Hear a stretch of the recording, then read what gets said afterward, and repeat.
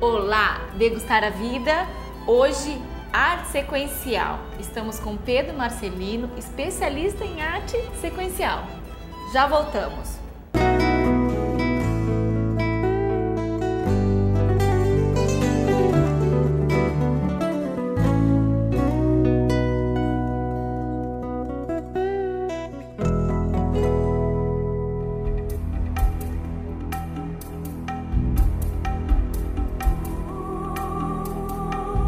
Estamos degustando a vida com o Pedro Marcelino, e o Pedro Marcelino é especialista em arte sequencial. E essa arte sequencial, né, os traços, os desenhos, você que vai explicar pra gente o que é, dá base pra gente ter um processo evolutivo melhor, né? Então, qual que é a importância da arte sequencial, Pedro? Então, existe muita confusão quando a gente fala em arte, né?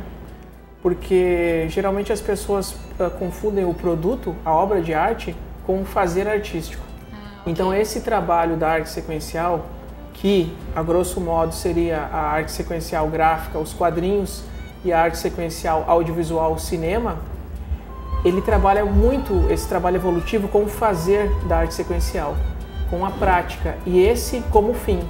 Então quando a gente trabalha com a arte como fim, com o desenho, com a pintura, mesmo com a parte filmada como um fim, você vai recorrer a outra matriz de pensamento que não é a matriz de pensamento do Ocidente. Essa matriz de pensamento oriental, ela está muito ligada a utilizar as coisas como um fim, no sentido de ser um fim e não um meio de alcançar outra coisa, de alcançar fama ou de alcançar algum status. Então, normalmente as pessoas que estão ligadas com a arte, não todas, né, mas algumas pessoas no Ocidente, elas estão vinculadas a conseguir status, a conseguir fama, e isso vai acabar levando elas a um tipo de sofrimento comum, né? Que é o quê? Se a pessoa... Frustrações, ambição, né? Porque a ambição é uma coisa que não tem fim. Então, a pessoa que tem uma ambição por ficar rico, ela vai ter uma ambição por ficar milionário e bilionário, e é uma coisa que não vai ter fim. E ela vai se preocupar pouco com ela, e sim com a questão externa. Já nesse pensamento oriental, a pessoa vai utilizar aquilo ali como método, a arte sequencial como método, para ela se conhecer mais, para ela se desenvolver mais emocionalmente, mentalmente e espiritualmente.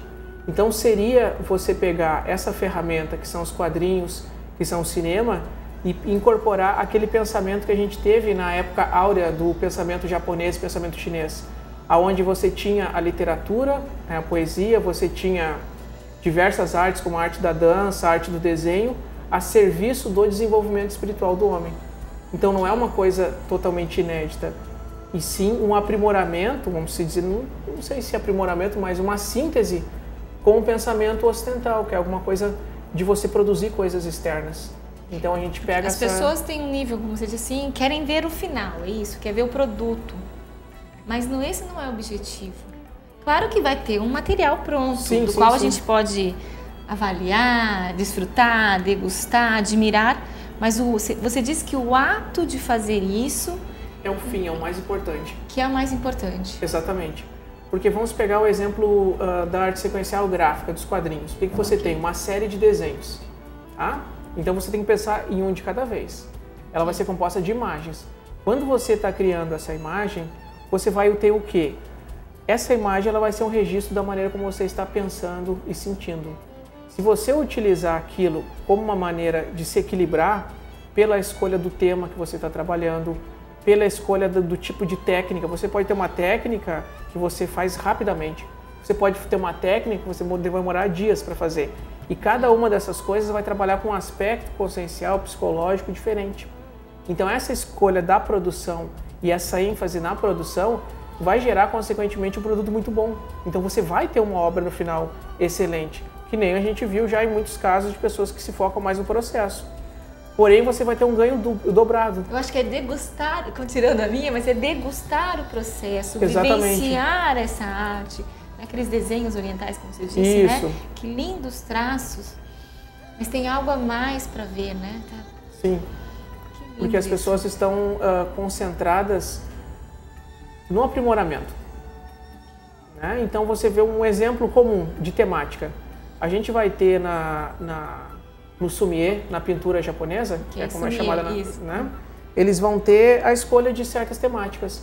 A montanha, o bambu, sakura, as flores. A sakura. Então eles vão ter a escolha de temáticas específicas. Por quê? Em cima, por exemplo, da sakura, a pessoa consegue refletir sobre a condição dela de ser humano e essa condição temporária, rápida. Porque o que a gente tem na flor, na sakura? Essa questão efêmera. Ela dura muito pouco, ela é muito sensível. Igual à condição do ser humano. O meu nome, você falou uma coisa que caiu como uma ficha, depois a gente fala ser humano precisa de muito para sobreviver. Não é uma coisa fácil sobreviver. Então a vida é uma coisa muito rápida, que depende de muitas questões e que precisa ser aproveitada e valorizada enquanto ela existe. E não naquilo que está por vir e naquilo que já passou. Então você escolhendo uma temática como bambu, por exemplo, que é outra temática recorrente, você vai estar trabalhando, se você tem ciência disso, se faz mecanicamente não acontece nada, por isso que é o fazer. Se você tem ciência disso, você pode estar trabalhando aspectos psicológicos daquilo ali. E num trabalho feito aqui no Ocidente, a gente pode desenvolver a partir da nossa mentalidade esse tipo de trabalho. Então, por exemplo, você está construindo uma obra que fala do cotidiano. Você vai começar a olhar para o cotidiano com outros olhos. O cotidiano para a gente, como é uma coisa comum, dia a dia, muitas vezes ele passa despercebido. E ele tem todo esse ensinamento, todos esses aspectos que a gente tem na natureza, só que de outra maneira. Então você aprender, através da sua própria produção, a interpretar os fenômenos que estão ao redor de você. Então você pode pegar uma temática urbana e a partir daquela temática urbana você usar como ponto de reflexão. Então a escolha da temática é muito importante nisso, por isso que eu dei o exemplo da temática do bambu e da sakura, que são utilizadas no sumie. Né? No sumie. De onde vem esse seu interesse, Pedro? Por essa descoberta, por esse aprendizado, essa especialização? Sim. Esse contínuo aprendizado? Você falou disso que já tem mais de 10 anos pesquisando isso. O meu interesse foi que eu desenvolvi a habilidade muito precoce pelo desenho, né? Pela pintura. O que é precoce? Qual que é a idade? Eu comecei a pintar, fazer retratos com 5 anos, então foi... Extremamente precoce. Foi bem precoce, né? E aí eu via que aquilo me abalava emocionalmente. Porque eu era uma criança que fazia aquilo ali e eu me sentia desconfortável de estar fazendo aquilo ali. Porque as pessoas te cobravam ou era coisa sua? Era muitas pessoas falando que iam fazer coisas maravilhosas comigo, que iam me levar para o exterior. Ah, ok. Que é o tal do fim que você disse exatamente. agora. E aquilo eu não estava fazendo porque eu queria ser rico, porque eu queria ser uma estrela precoce, que ia aparecer no Fantástico, a gente vê várias. Eu fazia porque aquilo ali era interessante para mim. Posteriormente eu conheci a meditação. E eu comecei a praticar meditação zen. E aí eu comecei a me familiarizar com o pensamento oriental. E ao mesmo tempo eu comecei a estudar isso mais velho, né, já na adolescência, a estudar filosofia ocidental. Schopenhauer, Nietzsche. Você uniu esses dois processos. Porque era mais familiar o Ocidente para mim, então eu comecei a comparar as coisas, a estudar os dois. Aí eu comecei a desenvolver uma maneira de pensar a vida, de entender a vida e de tentar levar isso comigo, né? Esse trabalho da arte sequencial. E posteriormente eu fui conhecendo outras filosofias, fui agregando outros conhecimentos, como a psicossíntese, que foi Roberta Saggioli, o Roberta né? Saggioli foi apresentado pela Regina Camilo. Sim. A Regina Camilo faz um trabalho muito sério com fonoaudiologia, nossa conhecida, excelente, né? E ela me apresentou o trabalho dele e eu vi que ele, o Roberta Saggioli, justamente pegou o quê?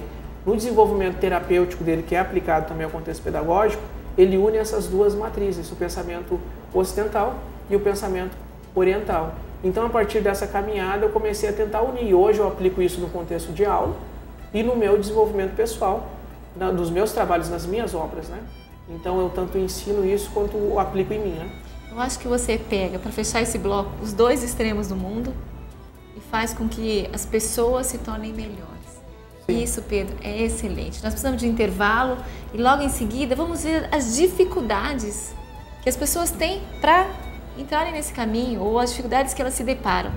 Já voltamos.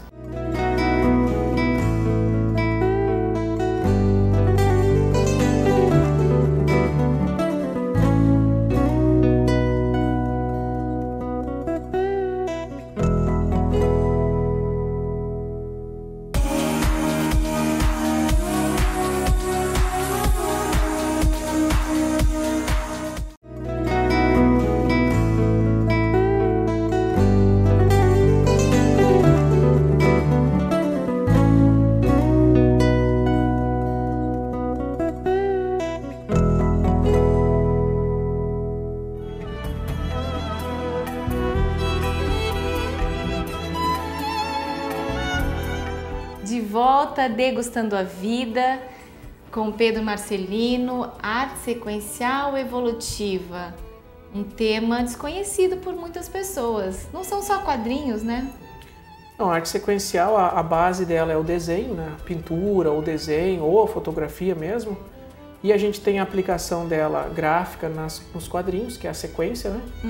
E no cinema a gente também vai ter essa mesma sequência de imagens. O cinema iniciou com esses desenhos antes de ter essas imagens? O início, as primeiras experimentações que deram a origem ao pensamento de se produzir uma máquina cinematográfica foram experimentações de animação. A animação é o quê? Quando você tem 2 desenhos, 3, 4, 5 em sequência e eles passam rapidamente, geralmente são justapostos. Então um filme cinematográfico são várias imagens em sequência, né? Então voltando nesse nosso assunto de que essa arte sequencial evolutiva, ela é benéfica para o ser humano melhor, né? Mas as pessoas têm algumas dificuldades para entrar nesse caminho? Sim, a gente pode se dizer que a aplicação dela é complicada, porque para contextualizar assim o pensamento da arte sequencial, a gente tem que ir para outro pensamento relacionado, fazer uma pequena digressão, que é os 7 tipos humanos, essa classificação que o Roberto Assagioli fez. Né? O que ele fala nessa classificação? De vários tipos de ser humano, que está ligado ao temperamento da pessoa. Então, o fim das pessoas desenvolvidas é harmonizar esses tipos. Então, tem tipos mais extrovertidos, tipos mais introvertidos. E o tipo criativo-artístico, que é um desses 7, ele vai ter uma manifestação característica. Então, ele vai ter uma manifestação característica quando ele está desenvolvido e quando ele não está desenvolvido. Então, aquela fala que a gente escuta, todo artista é desorganizado, todo artista vive no mundo da lua? Sim. Só que quando ele não está desenvolvido. Então, o processo criativo, ele é absorvedor. Então, a pessoa, quando ela entra num processo criativo, a mente dela está trabalhando numa velocidade, numa intensidade, que ela não vai se interessar mais pelas coisas cotidianas, mundanas. Então, ela vai viver no mundo da lua. E o contrário? O contrário é quando a pessoa se desenvolve. Então, o que acontece? A pessoa, quando se desenvolve, ela vai desenvolver uma disciplina flexível ou uma disciplina lógica para trabalhar com um aspecto que não é lógico e que é absorvedor. Então, por exemplo, a pessoa conseguir ter um horário para produzir, um escritor, um pintor, um desenhista, é uma coisa muito difícil. Isso é difícil, não é? Mas a pessoa consegue, com bastante desenvolvimento, ou seja, desenvolvendo características de outros tipos, como tipo volitivo, ativo prático, ela pode aprender a canalizar essa característica artística. E isso, paradoxalmente, vai dar mais liberdade a ela. Então as pessoas questionam sempre nesse ponto. Então, eu vou ter disciplina na minha criatividade, isso vai me dar liberdade? Não seria o oposto de liberdade? Liberdade não seria estar livre? Criação, não. Uma boa analogia que eu já escutei numa palestra para isso é a seguinte: quando você vê um navio à deriva, andando pelo mar descontrolado, você pode dizer que esse navio está livre. Mas não seria a verdadeira liberdade quando o marinheiro consegue pegar no leme dele e levar o navio para onde ele bem entender? Então, ter capacidade de controlar o navio e levar para onde ele bem entender é a verdadeira liberdade. Não deixar ele solto pelo mar, aonde o vento e onde o mar. É um pensamento budista. Então quando você tem a sua habilidade artística e você consegue canalizar ela para onde você quer, você está livre.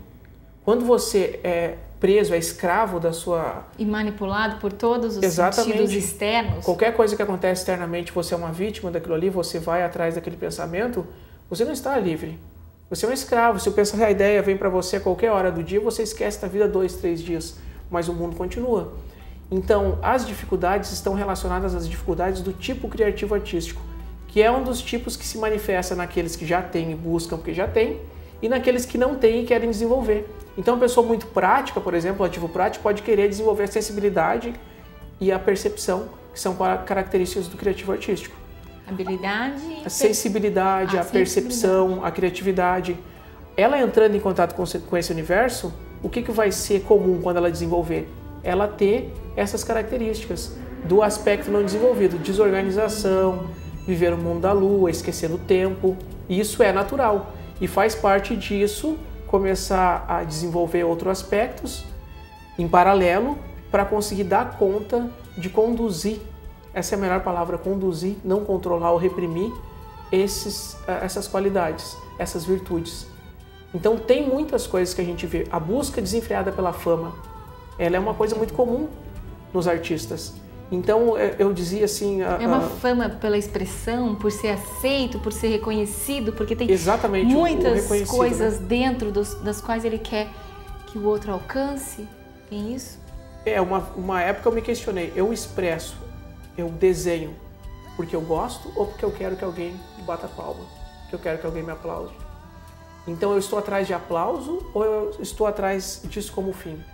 Então quando você faz essa análise, essa reflexão com você mesmo, você começa a detectar o quanto aquilo ali está sendo para os outros, o quanto aquilo ali está primário e o quanto está sendo para você.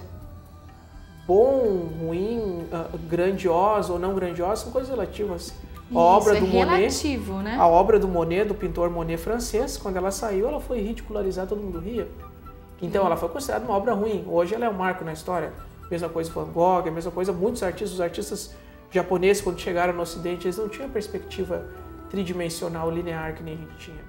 Então, bom e ruim vai ser muito relativo, né? Dessa obra. Então, vão ter dificuldades. O mais importante é pensar nesse aprimoramento e nisso como um fim, e não como uma ponte para outras coisas. Você falou um pouco assim, se a pessoa tem a questão criativa e ela entrar em termos de se organizar.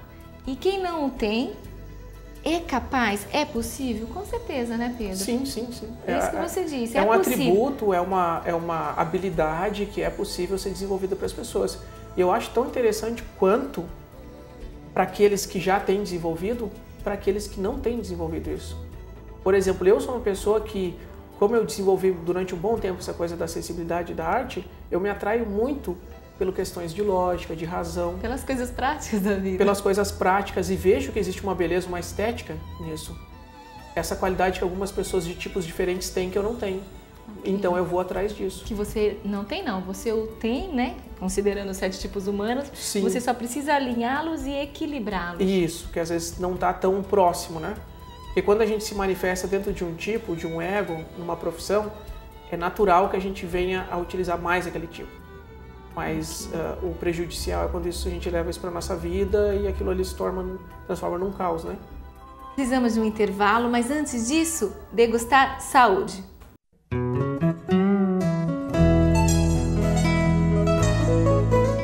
Degustar a vida com saúde, Neilane Dutra, cirurgiã plástica. As pessoas têm muita expectativa da lipoaspiração, mas o que ela realmente pode fazer para o outro? Na verdade, assim, a maioria das pessoas tem uma ideia errada do que a cirurgia plástica pode trazer, e a lipoaspiração também. O maior erro as pessoas cometem quando acham que a cirurgia de lipoaspiração é para emagrecimento. Não é peso que vai dar o resultado final, e sim a moldagem que a lipoaspiração permite no corpo da mulher.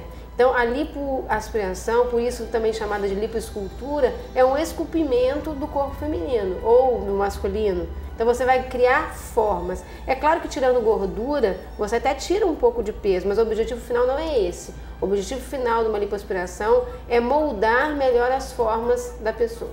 E ela ficar melhor. Com certeza, melhorar a autoestima, se sentir melhor no vestido, numa roupa, né, botar um biquíni e se sentir bem com isso. Mas tem que focar nisso, que o objetivo não é perder peso, o objetivo é adquirir uma melhor forma.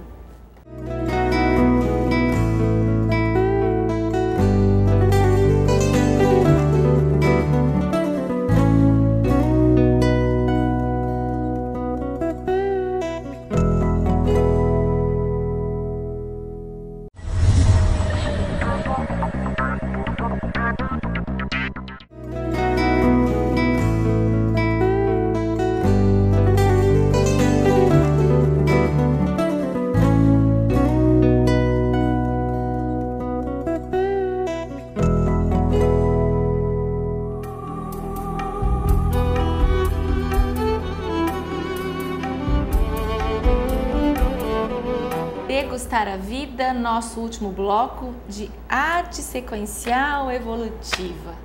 Já falamos que é muito mais que desenhos, são expressões, são formas de nos tornarmos melhores. Inclusive, no segundo bloco, falamos das dificuldades, que não é só quem é criativo. Aliás, quem é criativo é possível ser mais prático Sim. E quem parece que não é criativo, eu não tenho habilidades com desenhos. É possível. Então, Pedro, como isso se tornar real, possível? Como quem está em casa achou que nunca fez uma casa, um desenho, como ela pode fazer essa mudança na vida dela e fazer muitos trabalhos e muitas expressões? Primeiramente, a pessoa tem que refletir sobre esse objetivo, né? Então, ela gostaria de desenvolver essa habilidade para se sentir melhor, para encontrar mais felicidade na vida dela, né? Então, ela tem que guardar isso bem na memória dela. Por que ela buscou? O objetivo, para me fazer melhor. E, consequentemente, ir atrás da prática. Então, é via prática.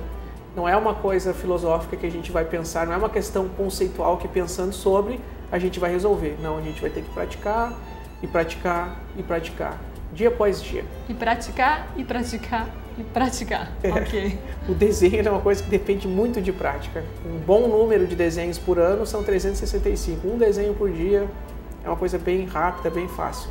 Então, a pessoa começando a praticar, no primeiro momento, a prática livre, desenfreada, tranquila, sem ter uma grande preocupação com o evolutivo, não evolutivo, é o ideal. Então, primeiro se a pessoa bom ou não se tá expressa. bom, não existe isso. Não. Isso é relativo, nós dizemos. Okay. O bom e o ruim está muito ligado a gente poderia usar outras palavras que seriam melhores, que seria o aperfeiçoado tecnicamente e o não aperfeiçoado. Expressivo? Será que tem que expressar algo ou não? Sempre é expressivo.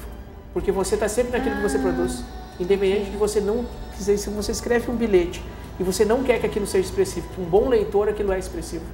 Um bilhete, um traço. Um e-mail, um desenho, qualquer coisa que você for fazer, você vai se expressar. A comunicação, ela depende disso, né? De você se colocar. Comunicações artísticas dão vazão para níveis de expressão diferentes, mas não mais ou menos, né? O que são níveis de expressão diferentes, Pedro? Você tem expressão simbólica, por exemplo, num desenho, muita expressão simbólica. Então, eu tenho um amigo, por exemplo, que ele tem um gosto muito grande por desenhar baleia. Por que ele gosta de desenhar baleia? Por que eu gosto? Me vieram frutas, eu falei, são 365 desenhos por dia, se eu começar uma fruta por dia, então uma baleia. Sim, uma pessoa, ela vai ter um porquê por trás daquilo que ela desconhece. Okay. Investigar esse porquê é uma maneira de se autoconhecer. Então a pessoa vai se autoconhecer mais buscando uma explicação do mar, da baleia. Então é um tipo de autoanálise tranquila, não é alguma coisa, não tem um fim terapêutico, psicológico, não é uma coisa assim tão formal, né? Okay. Mas a pessoa pode vir a se conhecer mais.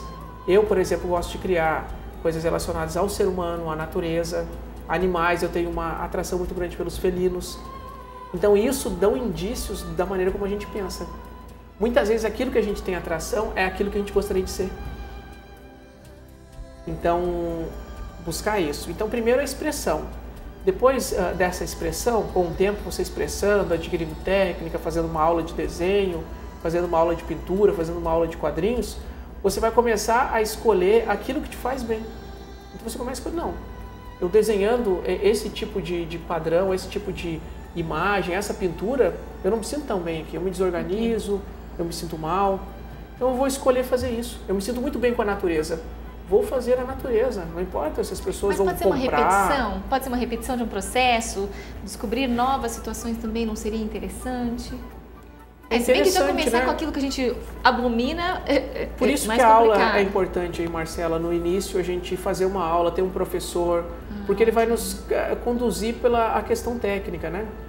É interessante a cópia, não é interessante a cópia, é interessante a imaginação, é interessante a intuição. O que é interessante? Aí o professor ele pode conduzir bem nessa parte técnica, né? Então, fazer uma aula.